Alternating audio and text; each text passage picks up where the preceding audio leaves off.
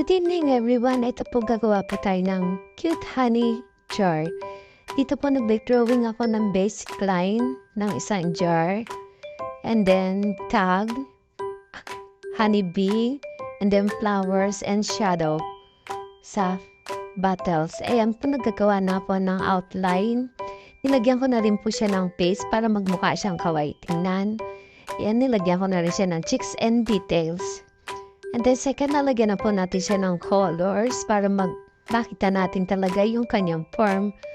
And then, ayan po, kinulayan ko na po sila. At saka, naglagay na rin po ako ng shadow dito para naman magmukha siyang realistic. At saka, highlights. Ayan po, ang cute-cute na niyan tingnan. Madali lamang po ito. Pwede niyo po itong gawin kahit sa mga anak ninyo. Pwede niyong gawing idea kung anong nasa loob ng inyong pamamahay. Lagyan niyo lamang po ito ng paste para magmukha siyang kawaii or cute tingnan. Yan lamang po. Thank you.